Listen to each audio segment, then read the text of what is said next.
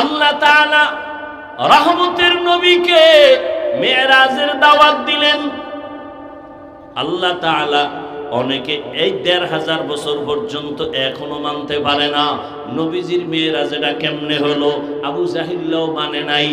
আরে মোহাম্মদ রাতের অল্প সময় ৭ আসমান ঘুইরা কেমনে আসলো? এটা আমরা বয়ান করি, আপনারা শুনতেছেন, ভাবতে গেলে মাথা গরম হয়ে যায়।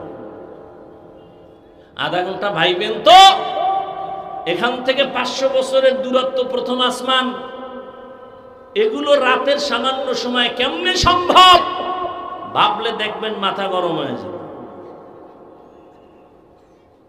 আল্লাহ কয় আমার দ্বারা সম্ভব। নবী কেমনে গেলেন, কেমনে আইলেন? না, নবী যান নাই, নবী আসেন নাই, আমার আল্লাহ নবীকে নিয়েছেন, আর আমার আল্লাহ আবার নবীকে পাঠায় দিয়েছেন। নবী যান নাই, কে নিছেন? প্রশ্ন আল্লাহকে করো, আল্লাহ কেমনে নিলা? নবী কেমনে গেল না, প্রশ্ন হবে আল্লাহ নিলা কেমনে? এবার আল্লাহ আমারে প্রশ্ন কর, আমার বন্ধুকে কেন করো? বন্ধু তো যায় নাই, আমি নিয়েছি, তা আমি কেমনে নিছি আমাকে জিজ্ঞাসা কর, আমি কেমনে নিয়েছি তা আমাকে যদি বলো আমি কেমনে নিলাম, তাহলে প্রশ্ন ওখানেও কর। জান্নাত থেকে আদমরে ফালাইয়া দিলাম ভারতের চরণ দ্বীপে, হাওয়াকে ফালাইলাম আরবের জেদ্দায়। আমি আদমরে যদি পারি মুহাম্মদের জমিন থেকে টান দিয়ে আরো সে নিতে পারবো না কেন? আমি ঈসা নবীর জমিন থেকে দ্বিতীয় আসমানে যদি নিতে পারি, তাহলে আমি মুসা নবীকে এভাবে একজন একজন যদি আমি আল্লাহ পারি, ওজায়ের আলাইহিস সালামকে জমিনের মধ্যে ফালায় রাখছি ১০০ বছর মরা, আবার আমি রুহুটা তারে ফিরায় দিলাম। এটা যদি পারি মুহাম্মদের নিয়ে কেন পারবো না? কারণ মুহাম্মদকে জাননি। মুসা নবী আমার বন্ধু, ইব্রাহিম আমার বন্ধু, ইসমাইল আমার বন্ধু, দাউদ আমার বন্ধু, ঈসা আমার বন্ধু, মুহাম্মদ বন্ধু। তবে ব্যবধান হলো সব নবী রাসূল আমার আল্লাহ তাআলার আশিক, আর আল্লাহ বলেন আমি নিজে আল্লাহ মুহাম্মদের আশিক। ব্যবধান আছে না নাই? আমার বন্ধুরে কেন পারবো না? ইউনুস নবীরে মাছের পেটে ঢুকাইয়া দীর্ঘদিন রাইখা আবার যদি নিরাপদে জমিনে ফিরায় দিতে পারি, আমার বন্ধুরে আমি মক্কা থেকে নিয়া আর সে আজিম ঘুরাইয়া নিরাপদে আবার মক্কায় কেন ফিরায় দিতে পারবো না? আল্লাহ পারেননি? তুমি পারবা না, আল্লাহ পারবেন। মানুষও পারে। কেমনে পারে? মানুষ যখন হজে যাইতো, বুড়ারা মুরব্বীরা ৫০ বছর আগে এদেশের মানুষ যখন হজে যাইতো, জানা থাকলে বলেন কেমনে যাইতো? কেমনে যাইতো? জাহাজে যাইতো, পানিতে ২.৫ মাস লাগতো, ৩ মাস লাগতো। ওই সময় যদি আমি দুনিয়াতে মাওলায় পাঠাইতো আর বয়ান করে বলতাম ২.৫ মাসের পর ৬ ঘন্টায় বাড়ি মারমু, কি পরিমাণ আমারে ফিডাইতো আর কাফের বলে গালি দিত। ওরা বলতো তুই ৩০টা কোরআন মাথায় লইয়া কসম খাইলো মানবো না, প্রয়োজনে বেঈমান হয়ে যাব, তারপরও মানবো না যে ২.৫ মাসের পথ কেমনে ৬ ঘন্টায় যায়। এরা জীবনে কল্পনাও করে নাই, আর আল্লাহ চোখে দেখায়। দেখায় না? জানি না দেখতে পারবো কিনা যে ৬ ঘন্টার পথ মানুষ ২-২.৫ ঘন্টায় চলে যাবে। পারে না? পারে না? এটা মানুষ মেধা দিয়ে করছে না? মানুষ যদি পারে, আল্লাহ পারবে না? বিলকিসের সিংহাসন সুলাইমান নবীর চোখের সামনে জিনে পারে নাই, মানুষ পেরেছে চোখের পলকে। তো কোরআনের আয়াত, মানুষ যদি পারে আল্লাহ কেন পারবেন না? আল্লাহ সবই পারবেন। বিশ্বাস করলে মুমিন, অবিশ্বাস করলে বেঈমান। রহমতের নবীর মেরাজ রাতের বেলা হয়েছে, দিনে নয়। কেন? বন্ধুর সাথে বন্ধুর আলাপনটা রাতেই ভালো, মহব্বতের মজা হয়, দিনের বেলা হয় না। এটা একটা হালকা জবাব। আসল জবাব হলো মুমিনের ঈমানটারে মজবুত করেছেন। দেইখা বিশ্বাস করা, না দেইখা বিশ্বাস করা, আসমান জমিন ব্যবধান। দিনের বেলা মেরাজ করলে দেখতো আর মানতো হবে না, না দেইখা মানার নাম মুমিন। জান্নাত দেখি নাই মানি, পাক্কা মুমিন। জাহান্নাম দেখি নাই মেনে নিয়েছি, পাক্কা মুমিন। আল্লাহকে দেখি নাই মেনে নিয়েছি, পাক্কা মুমিন। মেরাজ দেখি নাই মেনে নিয়েছি, পরিপূর্ণ মুমিন। না দেইখা বিশ্বাস করা, এটা মজবুত ঈমানের পরিচয়। জমিনে আমার নবীর মেরাজ কেন আরশে আজিমে? নবীদের নবুয়তের সীমানা যত দূর, তত দূর তাদের মেরাজের সীমানা, এর বাইরে না। মুসা নবীর সীমানা যত দূর, তার মেরাজের সীমানা, নবুয়তের সীমানা, উরুজের লাইন অত দূর। উদাহরণটা এভাবে আল্লাহর ওলি বলেন, যেমন আমগো দেশে মেম্বর আছে, মেম্বর চেয়ারম্যান এমপি। মেম্বর সাহেবের এরিয়া একটা ওয়ার্ড। মেম্বর সাহেব ওর মেম্বারির বাহাদুরি ওয়ার্ড পর্যন্ত, বাইরে আর একজনের বাহাদুরি, ওখানে তারটা চলবে না। এখন তার ওয়ার্ডের মধ্যে গেলে সবাই সম্মান দেয়।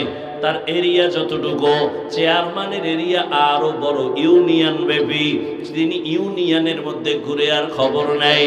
এমপি সাহেবের এরিয়া আরো বড়, পুরা অঞ্চল ঘুরে আর খবর নেয়। সরকারের এরিয়া পুরা দেশব্যাপী, পুরা দেশের খবর নাই, এরিয়া ঘুরে ঘুরে দেখে। মুসা নবীর এরিয়া যতটুকু জমিনের মধ্যে, ঈসা নবীর এরিয়া নবুয়তের জমিনে, ইব্রাহিমের এরিয়া জমিনে। আর আমার নবীর নবুয়তের সীমানা শুধু জমিন না, আরশে আজিম পর্যন্ত। আল্লাহ বলেন, হে নবী, জমিন আমি ঘুরাইয়া সব দেখাইলাম, এবার আপনার নবুয়তের সীমানা শুধু জমিন পর্যন্ত না, আরশে আজিম পর্যন্ত। আসেন আমি আপনাকে আপনার সীমানা পুরাটাই দেখায় দেই। দেখানোর জন্য আল্লাহ নিয়ে গেলেন। অন্য নবীদের মেরাজ হলো পরীক্ষা, আমার নবীর মেরাজ হলো পুরস্কার। আদম নবীর মেরাজ আরাফার ময়দানে পরীক্ষা, ইউনুস নবীর মেরাজ মাছের পেটে, মালিকের সাথে গভীর সম্পর্ক, মর্যাদা বাড়তেছে, ধৈর্যের পরীক্ষা চলতেছে। আল্লাহ পাক মেরাজ করালেন। মুসা নবীর মেরাজ তুর পর্বতে পরীক্ষা, ইব্রাহিম নবীর মেরাজ আগুনের মধ্যে ফালাইয়া পরীক্ষা, ইসমাইল নবীর মেরাজ সূর্যের নিচে পরীক্ষা। যত পরীক্ষা ততই মর্যাদা বাড়ে। আর আমার নবীর পরীক্ষা না, আমার নবীর মেরাজ হলো পুরস্কার। পরীক্ষা ছাড়া তো পুরস্কার হয় না। ওই নবীরে আল্লাহ পুরস্কার দিতে নিতেছেন, পরীক্ষা কই? পরীক্ষা ছাড়া কেমনে পুরস্কার পায়? বলে সব নবীদের থেকে আমার নবীর পরীক্ষা মারাত্মক। বলে কেমন? দুনিয়াতে আল্লাহ এমন সমাজে পাঠাইলেন, যেই সমাজের মানুষ পৃথিবীর দুর্নীতিবাজ, লম্পট, চরিত্রহীন, এত বড় খারাপ, মক্কার মানুষের মতো কোথাও ছিল না। এমন জায়গায় পবিত্র নবীজিরে পাঠাইলেন। এক নম্বরের পরীক্ষা। দুনিয়াতে আসিয়া বাবার চেহারা দেখতে পারেন নাই, আর এক কঠিন পরীক্ষা। 6 বছরে মা হারা, আর এক কঠিন পরীক্ষা। 8 বছরে দাদাও হারাইলেন, নবীর আর এক কঠিন পরীক্ষা। কেউ ডানে বামে আপন নাই, সবাই নবীরে মারার জন্য রেডি। নবীরে পথে পথে কাটা দেয়, বাড়ি ঘেরাও করে মারার জন্য। দুনিয়াতে নবীর ছায়া ছিল আসবাব, দারুল আসবাব হিসাবে 2টা। এক ছায়া চাচা আবু তালিব, আর এক ছায়া খাদিজা রাদিয়াল্লাহু আনহা। দুজন চলে গেলেন একই টাইমে, কাছাকাছি। দুজন বিদায়। নবীর কঠিন পরীক্ষা। ওদিকে একদিন আর দুদিন না। আম্মা জানা আয়েশা বলেন, কেমন মায়ার নবী আমার, যেই নবীর চেহারা দিয়ে তাকাইলে 7 দিনের ক্ষুধা থাকে না। কেমন নবী, যার ঘাম থেকে মিশকের ঘ্রাণ। আম্মা জানা আয়েশা বলেন, আমি নবীর ঘাম বোতলে ভরে ভরে রাখতাম, বড় বড় অনুষ্ঠানে আমরা আতর হিসাবে ব্যবহার করতাম। কেমন মায়ার নবী! মশা পড়া হারাম, নবীর শরীরে মাছি পড়া হারাম, নবীর শরীরে কেউ আঘাত দেয় না। রাস্তা দিয়ে নবী চলেন, সূর্যের গরম নবীরে যেন কষ্ট না দেয়। একটা মেঘের খণ্ড নবীরে ছায়া দেয়, নবী যেখানে যায় মেঘের খণ্ড সেখানে যায়। সূর্যের গরম যেন নবীর কষ্ট না হয়, সেই নবীরে বেঈমানের গোষ্ঠীরা শিয়াবে আবু তালিবের ভেতরে 3 বছর গৃহবন্দী করে রাখছে। খানা দেয় না, পানি দেয় না। নবী বলেন আমার 4 কন্যা নিয়া আমি পাহাড়ের মাঝখানে আটকানো, পানিও নাই, খানাও নাই। রহমতের নবী গাছের পাতা ছিঁড়ে ছিঁড়ে খাইয়া পেটের ক্ষুধা নিবারণ করেছেন। নবীর কঠিন পরীক্ষা। আম্মা জান আয়েশা রাদিয়াল্লাহু আনহা বলেন, ইয়া রাসূলুল্লাহ, জীবনটা তো কষ্টে কাটাইলেন, তবে কোন কষ্টটা আপনাকে বারবার দাগ কাটে অন্তরে, চোখের পানি নরম হয়? নবী বলেন, ও আয়েশা, তায়েফের কষ্ট আমি ভুলতে পারি না। হেঁটে হেঁটে আমি তায়েফের ময়দানে গেলাম কালেমার দাওয়াতের জন্য। ওই তায়েফের বেঈমান বাচ্চাগুলোকে আমার পেছনে লেলিয়ে দেয়, ওরা পাথর মারা শুরু করলো। এমন ভাবে পাথর মারতেছে বৃষ্টির মতো, রক্ত পড়িয়া জুতা আটকায় গেছে। আমি কাঁদতেছি। আবার একদল বাচ্চারা লাফায় আর হাসে আর আমারে গালি দেয়। এইভাবে যাচ্ছে। আল্লাহ বেজার হয়ে জিব্রাইল পাঠায় দিলেন, তায়েফের জমিনটা উল্টায় দাও। আমি রহমতের নবী বেজার হই নাই। আমি বললাম, ভাই জিব্রাইল, ওরা আমাকে চিনে না, যদি জানতো আমি বড় এতিম অসহায়, আমারে ওরা মারতো না, ওদেরকে তুমি মারিও না। আল্লাহর কাছে হেদায়েতের দোয়া করি, একটা মানুষও কালেমার পতাকার নিচে আসলো না। আমার ওই কষ্ট মনে উঠলে চোখের পানি ধরে রাখতে পারি না। আল্লাহ কয়, নবী, পরীক্ষা যথেষ্ট হয়ে গেল, এবার পুরস্কারের জন্য আমি আপনাকে দাওয়াত দিলাম আরশে আজিমে। আল্লাহ তাআলা বলেন, সুবহান, পবিত্র আমার আল্লাহ। আল্লাহ তো সব সময় পবিত্র, আবার কেন পবিত্র বললেন? বলে কিসের থেকে পবিত্র? বলে মানুষের দুর্বলতা থেকে। ও বান্দা, তুমি যত অপরিচ্ছন্ন প্রশ্ন নিয়ে বসে আছো, নবী কিভাবে গেলেন আর আসলেন, এই সব দুর্বলতা থেকে আমি আল্লাহ পাক। আমি আল্লাহ পাক মানি তোমার সমস্ত কমজোরি থেকে আল্লাহ পাক। বান্দার দুর্বলতা আছে, আল্লাহর কোনো দুর্বলতা নাই। বান্দার দুর্বলতা না খাইলে দুর্বল, না ঘুমাইলে দুর্বল। আল্লাহ বলেন, আমার খানার দুর্বলতা নাই, ঘুমানোর দুর্বলতা নাই। সুবহান, আমি সব দুর্বলতা থেকে পবিত্র। আর তুমি যে অসম্ভব বলিয়া যা বলতেছো, আমি সুবহান দিয়া বুঝাইলাম, সমস্ত অসম্ভব থেকে আমি আল্লাহ পাক, আমার দ্বারা সবই সম্ভব। দুনিয়ার সব মেধা বলে হবে না, আমি আল্লাহ বলি আমার দ্বারা সেটা হবে। দুনিয়ার সমস্ত কমজোরি দুর্বলতা থেকে আল্লাহ পাক। সুবহানাল্লাহ আমরা বলি আশ্চর্য ঘটনার ক্ষেত্রে, এখানে সুবহান দিয়া বুঝাইলেন মেরাজের ঘটনাটা পৃথিবীর এক শ্রেষ্ঠ আশ্চর্য ধরনের ঘটনা। সুবহান এমন একটা তাসবিহ, যেই তাসবিহ পাঠ করলে আল্লাহ পাক রব্বুল আলামিন ওই বান্দাকেও পবিত্র বানায় দেন। এজন্যই তো বুখারী শরীফের আলোচনা শেষে এটাই নিয়া, কালিমাতানে হাবিবাতানে ইলার রহমান, খফিফাতানে আলাল লিসান, সাকিলাতানে ফিল মিজান, সুবহানাল্লাহি ওয়া বিহামদিহি সুবহানাল্লাহিল আযীম। পবিত্রতার ছাপ আল্লাহ লাগায় দিয়েছেন। দামি বড় এক আল্লাহর মহব্বতের তসবিহ।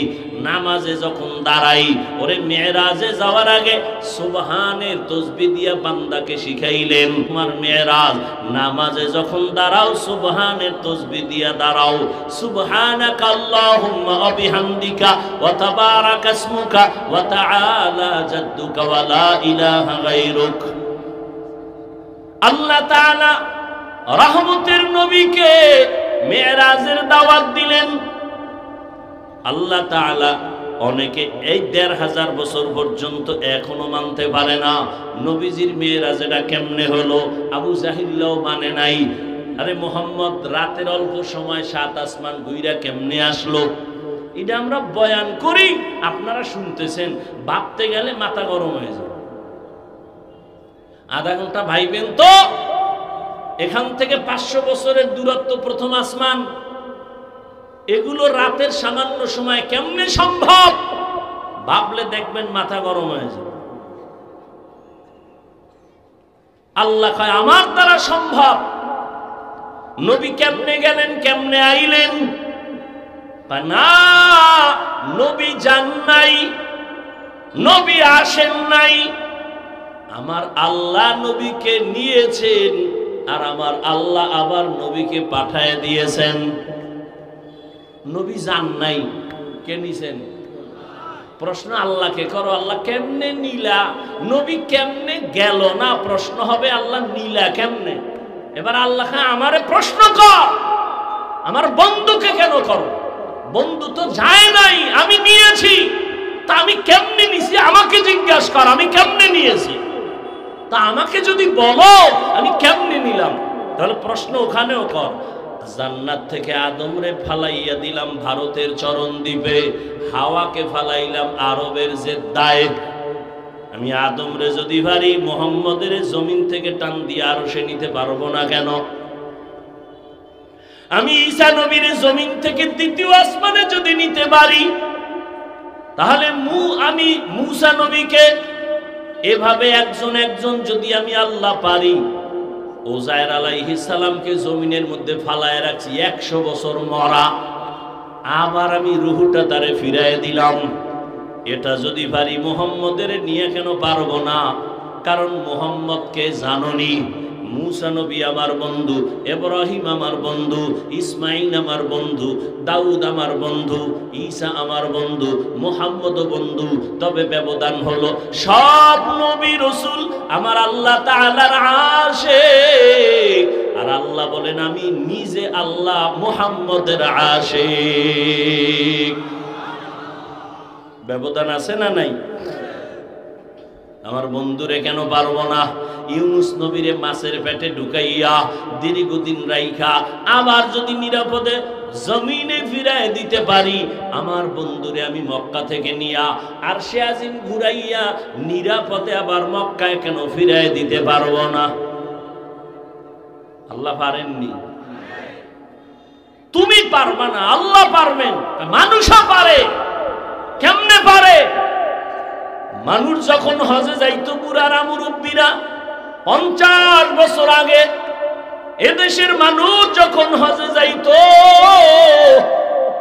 জানা থাকলে বলেন কেমনে যাইতো?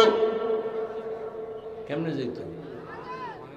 জাহাজে যাইতো, পানিতে ২.৫ মাস লাগতো, ৩ মাস লাগতো। ওই সময় যদি আমি দুনিয়াতে মাওলায় পাঠাইতো আর বয়ান করে বলতাম ২.৫ মাসের পর ৬ ঘন্টায় বাড়ি মারমু, কি পরিমাণ আমারে ফিডাইতো আর কাফের বলে গালি দিত। ওরা বলতো তুই ৩০টা কোরআন মাথায় লইয়া কসম খাইলেও মানবো না, প্রয়োজনে বেঈমান হয়ে যাব, তারপরও মানবো না যে ২.৫ মাসের পথ কেমনে ৬ ঘন্টায় যায়। এরা জীবনে কল্পনাও করে নাই, আর আল্লাহ আমাকে চোখে দেখায়। দেখায় না? জানি না দেখতে পারবো কিনা যে ৬ ঘন্টার পথ মানুষ ২-২.৫ ঘন্টায় চলে যাবে। পারে না? পারে না? এটা মানুষ মেধা দিয়ে করছে না? মানুষ যদি পারে, আল্লাহ পারবে না? বিলকিসের সিংহাসন সুলাইমান নবীর চোখের সামনে জিনে পারে নাই, মানুষ পেরেছে চোখের পলকে। তো কোরআনের আয়াত, মানুষ যদি পারে আল্লাহ কেন পারবেন না? আল্লাহ সবই পারবেন। বিশ্বাস করলে মুমিন, অবিশ্বাস করলে বেঈমান। রহমতের নবীর মেরাজ রাতের বেলা হয়েছে, দিনে নয়। কেন? বন্ধুর সাথে বন্ধুর আলাপনটা রাতেই ভালো, মহব্বতের মজা হয়, দিনের বেলা হয় না। এটা একটা হালকা জবাব। আসল জবাব হলো মুমিনের ঈমানটারে মজবুত করেছেন। দেইখা বিশ্বাস করা, না দেইখা বিশ্বাস করা, আসমান জমিন ব্যবধান। দিনের বেলা মেরাজ করলে দেখতো আর মানতো হবে না, না দেইখা মানার নাম মুমিন। জান্নাত দেখি নাই মানি, পাক্কা মুমিন। জাহান্নাম দেখি নাই মেনে নিয়েছি, পাক্কা মুমিন। আল্লাহকে দেখি নাই মেনে নিয়েছি, পাক্কা মুমিন। মেরাজ দেখি নাই মেনে নিয়েছি, পরিপূর্ণ মুমিন। না দেখা বিশ্বাস করা, এটা মজবুত ঈমানের পরিচয়। আর একদল এখনো ১৫০০ বছর হইছে, বহু বেঈমান নাস্তিক এখনো রাসূলের মেরাজ মানে না। এখনো ওই এক বদমাশ না কয়েক মাস আগে এটা নিয়ে বিরোধিতা করছে, মানে নাই মেরাজ। আল্লাহ তাআলা জিবরাইল আমিনকে জান্নাত থেকে বোরাক নিয়ে পাঠায় দিলেন, যাও বাইতুল্লাহ চলে আসলেন। রহমতের নবী কই? রহমতের নবী ঘুমায় কোথায়? কেউ বলে নবী চাচাতো বোন উম্মে হানির ঘরে ঘুমায়, কেউ বলে শিয়াবে আবু তালিবের মধ্যে ঘুমান, কেউ বলে নবী হাতিমে কাবায় ঘুমান। জিবরাইল আমিন আসছেন, বোরাকটা বাইতুল্লাহর সামনে রাইখা নবীরে ঘুম থেকে জাগাইতে গেছেন। নবীর ঘরের ছাদ দিয়া ছিদ্র করে নিচে নামছেন। আমাকে পাকা ছাদ নি, খেজুর পাতার ঘর। নবীরে নিচে নাইমে দেখে নবী ঘুমায়, তবে গভীর ঘুমে না। এখন উড়াইবে কেমনে? জিব্রাইলের ৬০০ নূরের পাখা নবীর মাথায় হাত দেয় না, নবীর শরীর স্পর্শ করে না। রহমতের নবীর পা মোবারকের পাতায় জিব্রাইলের পাখা লাগায় দিছে হালকা। রহমতের নবী সজাগ, তাকায় দেখে জিব্রাইল এই গভীর রাতে কেন? আবার উপরে তাকায় দেখে ছাদ ফাঁকা, আসমান দেখা যায়। কেউ দরজা ছিল না? দরজা ছিল তো, উপর দিয়ে ঢুকলা উল্টা কেন? আজকে সব আপনার সাথে উল্টাই হবে, মাত্র শুরু। সব উল্টা হবে, শুরু। এখান থেকে মাসআলা নিল, ও দুনিয়ার জাতি ঘুমের মানুষ কেমনে জাগাইবা? এখান থেকে আদব শিখায় দিলেন। আল্লাহর বান্দাদের ঘুম থেকে জাগানোর জন্য মাথায় হাত নয়, বডির মধ্যে স্পর্শ না, পায়ের মধ্যে ধরে হালকা চাপ দাও। তাকায় দেখবে তুমি অলুমান না মানুষ। আর পিছে বয়ে যদি একটা বাড়ি মারো মাথার উপরে, ঘুমের মধ্যে কেন স্টক করে মইরা যায়, কে আমারে আঘাত করলো আমি তো দেখি না। আদব শিখায় দিল, মাথায় না, শরীরে না, পায়ের মধ্যে হালকা চাপ দাও। তাকায় দেখবে কে আমার সামনে, দেখবে না? কথা হয় না, এটাই আদব। নবী কি উঠাইয়া হাতিমে কাবায় চলে গেলেন। নবী বলেন, আমাকে নিয়া ঝমঝম কূপের কিনারায় নিয়া আমাকে চিৎভাবে শোয়াইলেন, বুকটাকে চিরলেন। আমি সব তাকায় দেখি, আমার ডানে ৭০,০০০ ফেরেশতা, বামে ৭০,০০০ ফেরেশতা, সামনে ৭০,০০০ ফেরেশতা, পিছনে ৭০,০০০ ফেরেশতা। মিকাইল জিব্রাইল বসা। আমার বুকটাকে চিরলেন, কলবটাকে বের করলেন, স্বর্ণের পেয়ালায় রাখলেন, ঝমঝমের পানি দিয়ে ধুইলেন, এরপরে ভেতরে দিলেন, হালকা চাপ দিলেন, মিশে গেল। আমি সজাগ, সব দেখতেছি। সেলাই লাগলো না, ব্যথা পাইলাম না, রক্ত গেল না, যেটাকে এখন আধুনিক বিশ্ব বলে ওপেন হার্ট সার্জারি। আল্লাহ কয়, এই পণ্ডিতেরা, ওপেন হার্ট সার্জারি করে লাভ দিস না। আমি আমার নবীরে ৪ বার ওপেন হার্ট সার্জারি করেছি। বাহাদুরি তোমার করার কিছুই নাই। বুঝেননি কিছু? কয়বার? ৪ বার। একজন আল্লাহর বান্দা কি যেন বলতেছে, আমি ঘুমাইয়া স্বপ্নে দেখতেছি, শুনতেছি। ঘুমের মধ্যে শুনি একজন টুপিওয়ালা কয়, নবী কি নাপাক নি? কেন? তাহলে কলব বাইর কইরা ধুইলেন কেন? বুঝেননি? আরে কথা হয় না। কলব বাইর করে কি করছে? ধুইছে কেন? নবী নাপাক। আমি স্বপ্নে শুনতেছি একজন আল্লাহর বান্দা বলতেছে নবী কি নাপাক নি? কেন? কলব বাইর করে ধুইল। এবার প্রশ্ন আমার আপনাদের কাছে, জ্ঞানীরা জবাব দেন, নবী নাপাক? হ্যাঁ বলেন। নবী ওযু করতেননি? বলেন। গোসল করতেননি? আমরা ওযু করিনি কেন? ওযু করলে পবিত্র, তাই তো। নবী নাপাক? নাপাক, ওযু করলেন কেন? নবী নাপাক, গোসল করলেন কেন? এই প্রশ্নের যেই জবাব, নবী নাপাক নি কলবে ধুইলেন কেন, এই প্রশ্নের একই জবাব। এবার আসো দ্বিতীয় জবাব। সৌদি আরবে উমরায় যাবে, হজে যাবে হাজিরা, সরকার বাধ্যতামূলক নতুন ভাবে চাপ দিয়ে কয় ঠিকানা আনলে বেতের বাড়ি, সৌদির ইমিগ্রেশন বন্ধ, ঠিকানা দিয়ে ঢুকতে পারবি না। আগে হালকা পালকা যা ছিল এখন কঠোর হয়ে গেছে। কেন? কয় ও দেশের আবহাওয়া এখানের আবহাওয়া এক না, এখান থেকে ইনজেকশন মার, মেডিসিন মাইরা শরীরের মধ্যে ক্ষমতা ধারণ ক্ষমতা বাড়াও, ওখানে যায় যেন রৌদের মধ্যে শীত হইয়া না পড়ে, আমল করতে সমস্যা না হয়। এজন্য ও দেশে যাওয়ার পাওয়ার আগের থেকে ঠিক করো, শরীরটারে তাজা বানাইয়া যাও, পাওয়ার দিয়া যাও। আল্লাহ তাআলা রহমতের নবীকে ভিন্ন জগতে নিবেন, ওখানের আবহাওয়া বড় কঠিন। আমার আল্লাহ কলবটার মধ্যে আলাদা পাওয়ার দিয়া দিলেন। আসো আমার নবীর আলাদা পাওয়ার দিয়া এরপরে আল্লাহ পাক লা মাকালা জামানে নিলেন, আগুনের জগৎ পারাইলেন, অন্ধকারের জগৎ পার হলেন, বাতাসের জগৎ পার হলেন। আমার নবীকে আল্লাহ পাওয়ার দান করলেন, জমজমের পানি দিয়া নবীকে সুন্দরভাবে গোসল করায় দিলেন। এরপরে উপরের দিকে রওয়ানা। অনেক ওলামায়ে কেরাম বলছেন কাউসারের থেকেও জমজমের পানির দাম বেশি। সাহাবায়ে কেরাম বলেন ইয়া রাসূলুল্লাহ, কোটি কোটি কোটি মিলিয়ন ট্রিলিয়ন পানি হাজি সাবরা নেয়, কমেও না বাড়েও না, এই কপ জমজমের তলা কই? নবী বলেন জমজমের তলা হাউজে কাউসারের সাথে লাগানো। পৃথিবীর চিকিৎসা বিজ্ঞানীরা বলে জমজমের পানির মতো বিশুদ্ধ পানি আর নাই। দুনিয়ার সব পানি পিপাসা মিটায়, খিদা মিটায় না। জমজমের পানি ক্ষুধাও মিটায় দেয়।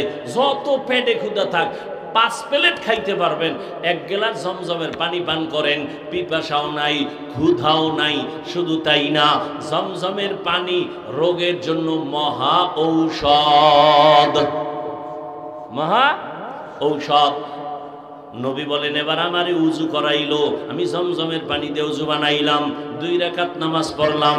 এবার আমার মেরাজ শুরু হইল মসজিদ থেকে। উম্মতেরা মেরাজের আসল ফলাফল নামাজ, নামাজও হবে মসজিদের ভেতরে। মেরাজ, নামাজ, মেরাজ আল্লাহর সাথে গভীর সম্পর্ক। বান্দা আল্লাহর সাথে কথা বলবে, এটাই তো মেরাজ। তুর পাহাড়ে গিয়া নবী কথা কয় মেরাজ, আরশে আজিমে গিয়ে আমার রাসূল কথা কয় মেরাজ। উম্মতেরা কই কবি বলে মসজিদে ঢোক, নামাজে দাঁড়ায় মালিকের সাথে কথা বলবি মেরাজ। বান্দা যখন শুরু করে আলহামদু, আল্লাহ প্রশ্ন করে লিমানিল হামদ, বান্দা বলে লিল্লাহ, আল্লাহ কয় মানিল্লাহ। আল্লাহকে বান্দা জবাব দেয় রব্বুল আলামিন। আল্লাহ প্রশ্ন করে রব্বুল আলামিনকে, বান্দা জবাব দেয় রহমান। আল্লাহ প্রশ্ন করে মানির রহমান, বান্দা জবাব দেয় রহিম। এইভাবে আল্লাহর সাথে কথা বলে, বলতে বলতে খালি মোহব্বত বাড়ে, মোহব্বত বাড়ে, মোহব্বত বাড়ে, সম্মানও বাড়ে। এই নামাজের মতোই তো হজ একটা ইবাদত, যাকাত একটা ইবাদত, বাইতুল্লাহ ঘুরে ঘুরে লাব্বাইক বলা একটা ইবাদত। কিন্তু ওখানে খাওন চলে, ওই আমলের মধ্যে সালাম চলে। নামাজে খাওন চলে না, সালাম চলে না। কেন? এটা মেয়েরাজ চলতেছে। এখন কালেকশন জমিনের সাথে নাই, বান্দার সাথে মালিকের এখন কালেকশন চলতেছে। জমিনে কালেকশন নাই, খাওন বন্ধ, জমিনের খানা বন্ধ, জমিনের আওয়াজ বন্ধ। এখন দিলের মধ্যে আওয়াজ আমার মালিকের সাথে কথা, মালিকের সাথে কথার আওয়াজ। মেরাজ এজন্য বান্দা নামাজের মধ্যে মালিকের মোহাব্বতে দাঁড়াও, আল্লাহর সাথে কথা বলো, অন্তরের হালাত পরিবর্তন হয়ে যাবে। রহমতের নবী বলেন আমাকে বোরাকে উঠাইলো। বোরাক 1 মাসের পথ বাইতুল মাকদিস বাইতুল্লাহ থেকে ফিলিস্তিন, 1 মাসের পথ আমার চোখের পলকে নিয়ে গেছে। কয় পলকে? চোখের এক পলকে। কিন্তু এর মধ্যে বহু কাম ঘটে গেছে। এই যে চোখের পলকে গেলেন 1 মাসের পথ। নবী কয় মদিনায় নামছি, 2 রাকাত নামাজ পড়ছি, মুসা নবীর এলাকা দিয়ে যাই, তুর পর্বত দেখলাম, জিব্রাইল আমারে দেখায়, মুসা নবীর কবরও দেখে বালাইছি। কবরের মধ্যে তাকাইয়া দেখি মুসা নবী কবরে নামাজ পড়তেছেন। কবরে কি পড়ে?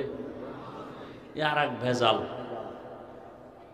এক দল কয় নবী মরেই নাই, আর এক দল কয় নবী যে মরছে আর জীবনে জিন্দাই হয় নাই।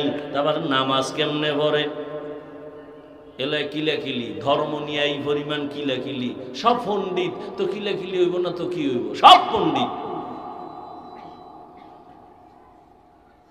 নবী বলেন আল আম্বিয়া ওয়াহইয়াউন ফি কুবুরিহিম ইউসাল্লুন, সমস্ত নবীরা কবরে জিন্দা, তারা নামাজরত অবস্থায় আছেন। কোরআন শরীফে আল্লাহ কয় ওয়াহুম ইউরজাকুন, আমি আল্লাহ এদের খানা দেই। কি দেই? একদল কয় নবীরা যদি কবরে জিন্দা থাকে, আল্লাহ যদি খানা দেয় রুটি না ভাত, আর যদি রুটি ভাত খায় প্লেট পায় কই, গেলাস পায় কই, পানি পায় কই। কত তার সেরা বয়ে রয়েছে সিফা সভায়। আল্লাহ হেদায়াত দান করুন। মায়ের গর্ভে যখন বাচ্চা আসে, বাচ্চা আসতে আসতে আল্লাহ তাআলা রক্তটারে গোশতটার উপরে হাড্ডি, হাড্ডির উপরে গোশত, এভাবে দিয়া দিয়া দিয়া দিয়া 40 দিন 40 দিন 40 দিন 40 দিনের মন্তনে রক্ত গোশত, 40 দিনের মেহনতে আবার গোশতের উপরে হাড্ডি, আবার মেহনতে আবার এরকম গোশত। 40-এর চিল্লা কয়, 40-এর কি কয়? হাল আতা আলাল ইনসানি হিনুম মিনাদ দাহরি লাম ইয়াকুন শাইআম মাযকুরা ইন্না খালাকনাল ইনসানা মিন নুতফাতিন আমশাজিন নাবতালি ফাজআলনাহু সামিআম বাসীরা। মায়ের গর্ভে চিল্লা দিলে দেহের গঠনের উন্নতি হয়, দুনিয়ার লাইনে আল্লাহর পথে চিল্লা দিলে রূহের উন্নতি হয়। মায়ের গর্ভের চিল্লায় দেহের উন্নতি, দুনিয়ার চিল্লায় রূহের উন্নতি, আত্মার উন্নতি লাভ করে। আচ্ছা, এবার বাচ্চা যে আইলো মায়ের গর্ভে, আল্লাহ রুহু দেয়নি? বলেন না কেন? বাচ্চারে যখন আল্লাহ রুহু দেয়, মরা না জিন্দা? জিন্দা অবস্থায় ক্ষুধা লাগে না লাগে না? কে খাওয়ায়? কি খায়? যাও না সুজি? খাওয়ার পরে পেট ভরলে পায়খানা, বাথরুম কই? এই প্রশ্নের জবাব যেই দিন দিবা পণ্ডিত, ওই দিন আমিও জবাব দিব নবীরা কবরে কেমনে খায়। আল্লাহ হেদায়াত দান করুন। ভাইরা আমার, নবীকে মেরাজের ব্যাপারে আল্লাহ পাক ডাকলেন আর বললেন সুবহানাল্লাযী আসরা বিআবদিহি, ভ্রমণ করাইলেন তার বান্দাকে। বান্দা বলিয়া নবীরে বুঝাইলেন। আল্লাহ পাক কোরআনে নবীর নাম কোথাও নেন নাই, বরং দামি দামি শব্দ দিয়া ডাকছেন। কিন্তু মেরাজের মতো জায়গায় আল্লাহ নবীর একটা নরমাল শব্দ বলছেন, বান্দা। এরে নবীর উম্মতের দল, আমরাও বান্দা, হিন্দুরাও বান্দা, ইহুদিরাও বান্দা, খ্রিস্টানেরাও বান্দা। আমাদের নবীরে আল্লাহ কেন নরমাল শব্দ বান্দা বললেন? এর কয়েকটা জবাবের সংক্ষেপ একটা জবাব, আল্লাহর নবী নিজেরে বান্দা বললে বড় আনন্দ পায়। এজন্য আম্মা জান আয়েশা বলেন, নবী এত কষ্ট করে ইবাদত করেন কেন? নবী বলেন আফালা আকুনা আবদান শাকুরা, আমি কি আল্লাহর কৃতজ্ঞ বান্দা হব না? বান্দাত বললে নবী অনেক খুশি। এই জন্য মেয়েরাজে যখন গেছে না, আল্লাহ জিগায় নবী কি নিয়ে আইছেন? তিনটা হাদিয়া, আত্তাহিয়াতু লিল্লাহ ওয়াস সালাওয়াত ওয়াত তাইয়্যিবাত। আল্লাহ কয় আমিও তিনটা দেই। আসসালামু আলাইকা আইয়ুহান নবী ওয়া রাহমাতুল্লাহ ওয়া বারাকাতুহু। নবী কয় আমি একা নিব না, আসসালামু আলাইনা ওয়া আলা ইবাদিল্লাহিস সালিহিন। আল্লাহ কয় ফেরেশতারা সাক্ষী দে, ফেরেশতারা সাক্ষী দেয় আশহাদু আল্লা ইলাহা ইল্লাল্লাহ। এত দূর কেন? আমার বন্ধুর সাক্ষীও দাও। ওয়া আশহাদু আন্না মুহাম্মাদান। ফেরেশতারা আর কিছু কয় না, কি কইব? রাসূলুহু না অন্য কিছু? আল্লাহ কয় না, আমার বন্ধু নিজের বান্দা বললে খুশি। রাসূলুহু দিছি আমি, আমার বন্ধুর দেওয়া বান্দা, আমার দেওয়া রাসূল, আমারটা পরে নে, বন্ধুরটা আগে নিয়ে আয়। বন্ধুর দেওয়া বান্দা ওটা আগে নে, আগে বল আব্দুহু, আর আমার দেওয়া রাসূলুহুটা পরে নে। কারণ আমি বন্ধুরে ডাকছি খুশি করার জন্য। বন্ধু যে খুশি বান্দা কইলে ওইটার আগে নিয়ে আয়। আব্দুহু, আমার দেওয়া রাসূলুহু পরে নিয়ে যাও। নবীকে আল্লাহ বান্দা বললেন অনেক কারণ। বান্দার সাথে আল্লাহর সম্পর্কের মূল জিনিস হলো ইবাদত। যার ইবাদত করে তিনি মাবুদ, যারা ইবাদত করে তারা আবেদ বা বান্দা। আর দুনিয়াতে সবথেকে বেশি ইবাদত করনেওয়ালা আমার নবী। রহমতের নবী এই পরিমাণ ইবাদত করতেন, দুনিয়াতে কেউ করে নাই। সারা রাত রহমতের নবী নামাজে দাঁড়াইতেন। নবী ইশরাক পড়ছেন, আউয়াবিন চাষ, তাহাজ্জুদ, যত বেশি পারে নফল ইবাদত। কারণ হাদিসে আছে কিয়ামতের দিন ফরজ আমলের ঘাটতি পূরণ হবে নফলের দ্বারা। যারা কয় ইবাদত লাগে না, ফরজটাও পারে না ছাইরে দেয়, নফল তো নাইই, কিয়ামতের দিন এদের উপায় কি? মেরাজের সবথেকে বড় হাদিয়া 5 বেলার নামাজ। এই নামাজ আল্লাহর সাথে মেরাজ। অনেকে নামাজ পড়িয়া মিথ্যা বলে, নামাজ পড়ে মানুষের হক নষ্ট করে, নামাজ পড়ে সুদ খায়, ঘুষ খায়। নাই, এরা নামাজে কি মেরাজ করে? আল্লাহর সাথে করে না দোকানের সাথে করে? আল্লাহই ভালো জানে। অথচ নামাজ যার যত সুন্দর, তার আমল সুন্দর, আখলাক সুন্দর, ব্যবহার সুন্দর, চরিত্র সুন্দর। আল্লাহর ওয়াদা, নামাজ মানুষকে সব পাপ থেকে ফিরাবে। কিন্তু নামাজ পড়ে পাপ ছাড়ে না, বুঝা গেল তার নামাজটা এখনো নামাজ সহিভাবে হয় নাই। আল্লাহর সাথে মেরাজের নামাজ হয় না। ও আমার যুবক বাবারা, বৃদ্ধ বাবাজিরা, পর্দার আড়ালের আম্মা জানেরা, বোনেরা, এই নামাজ নামাজ নামাজ, বারবার নামাজ মুসলমানের বড় পরিচয়। নামাজ বাইনাল আবদি ওয়া বাইনাল কুফরি তারকুস সালাহ। মুমিন আর বেঈমানের মাঝে ব্যবধান নামাজ। বেঈমানেরা নামাজ পড়ে না, মুমিনেরা নামাজ ছাড়ে না। এই নামাজ কয় ওয়াক্ত? আল্লাহ দিছিলেন 50। আল্লাহ কয় নবী আপনার উম্মত 5 পড়লেও আমি পুরো 50-এরই সওয়াব দান করব। এরে আল্লাহর বান্দারা, এই নামাজকে ঠিক করার জন্য সব বয়ান শুনছো, ফজরে মসজিদ খালি, কোনো লাভ হবে না। নামাজ হলো জীবনের আসল ইবাদত। নামাজের দ্বারা মেরাজ হবে, নামাজের দ্বারা গুনাহমুক্ত হবে। নামাজের মাধ্যমে বান্দা চোখকে হেফাজত করবে, নামাজের মাধ্যমে কানের গুনাহ থেকে কানকে বাঁচাবে, নামাজের মাধ্যমেই বান্দা সব গুনাহ থেকে বাঁচবে।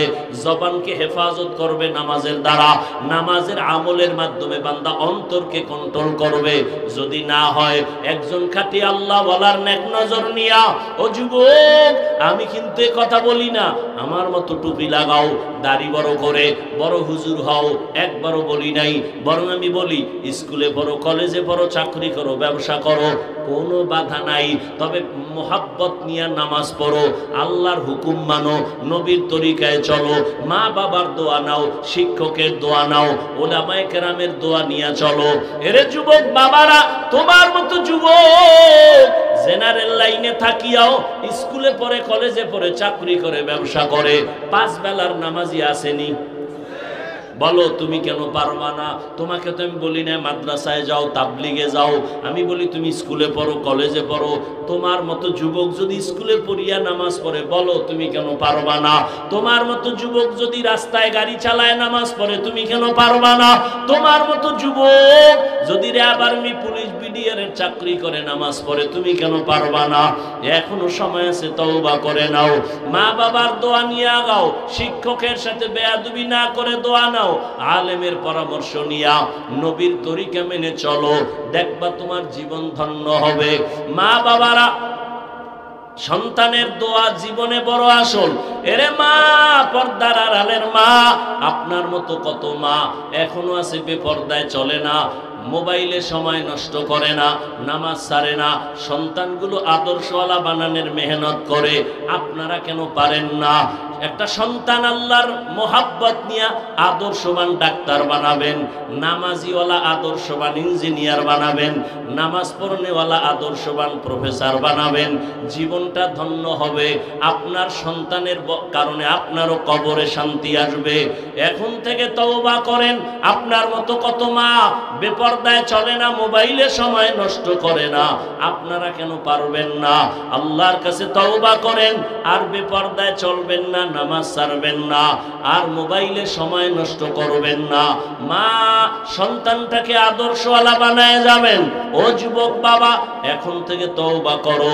জীবনে তো গুনাহ কম করো নাই, নামাজ কম ছাড়ো নাই, দাড়ি কম কাটো নাই, বেপরদায় কম চলো নাই।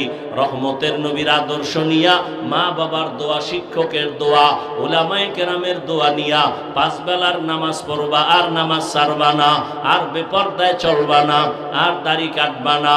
তওবা করার যদি অন্তর নিয়ত করতে পারো, মুনাফিকি না থাকে, আল্লাহ তোমার জীবনের এক তওবায় সব গুনাহ মাফ করে দিবেন। আল্লাহ সবাইকে কবুল করেন, আমিন। আলহামদুলিল্লাহি রাব্বিল আলামিন, والصلاة والسلام على سيد الأنبياء والمرسلين وعلى آله وأصحابه أجمعين.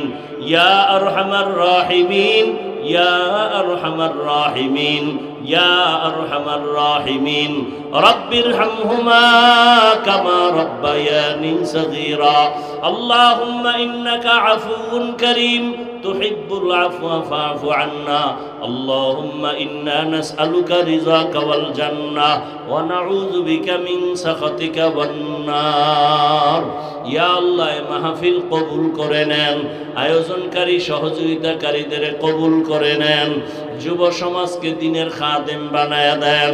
আয় আল্লাহ তাআলা এলাকায় শান্তি দান করেন, মা বোনদের আবেদা বানায়া দেন, পর্দাওয়ালা বানায়া দেন, সন্তানগুলো নেককার বানায়া দেন।